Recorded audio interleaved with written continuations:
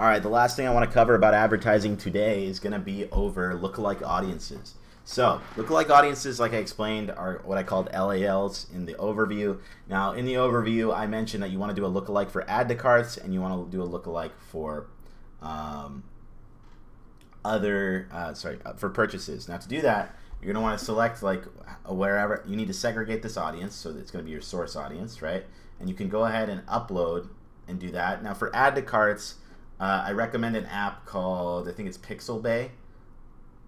And what this essentially does, I say essentially like so much. You go watch, you're not going to stop picking it out if you go watch any of the old videos now. But we'll go to SfB. I think there's a free way to do this, but I'm trying to think of, you need to get some other extension for Chrome where you have to go on a page. It's a very long tutorial. I would go look up how to separate add to carts, but this does it for free for 7 days. Maybe just uninstall the app or something like that.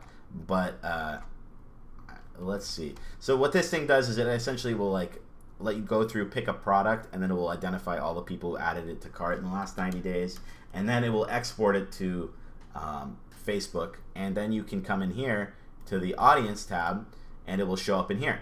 And then you can create a lookalike audience from that source audience. So let's pretend this is everyone who added the cart. So let's say that's an audience of about 2,500 people. And for source audiences, you get the best results at around like 5,000. So 5,000 add to carts is usually when you want to do this. So you go here, and you want to create a lookalike audience. You can do this in any country. It doesn't have to be the countries where this occurred, but I think you need at least 100 for each one. But so let's say United States, Canada, Australia, United Kingdom,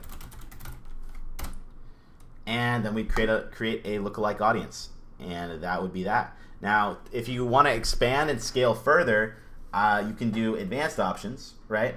And this is going to create more and more audiences. So the 1% audience is going to be closest to everything, right?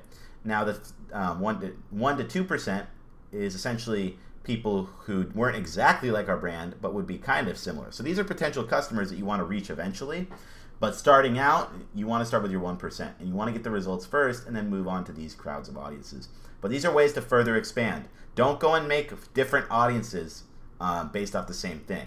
So creating lookalikes, you always want to expand 0 to 1%, 1 to 2%, and 2 to whatever, like 3% if you want it. But yeah. That explains lookalike audiences for you. You can do the same thing with purchases, and you can do the same thing with customers.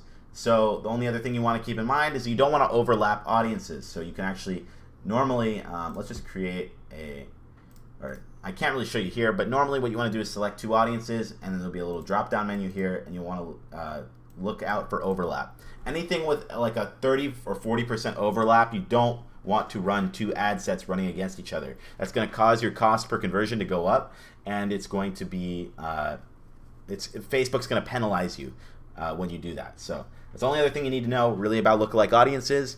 And yeah, that's really all you need to know as a general crash course in advertising. This is like some advanced, like this may seem very simple, and all you have to do is be patient with it and test the advertisements and look and interpret your data. Like if it's doing well, you can, like I said, that breakdown menu, you need to look and see which country it's doing the best in. If you can get from that refinement stage, from the general testing stage, the PPE to the conversion retargeting, that is going to be the best method for having success. If you can get over the general PPE testing and get into the manual bidding, and then you're successful in manual bidding, you'll start to make a ton of money if you know how to do this properly. So I hope you enjoyed, and now we're going to get into the next section.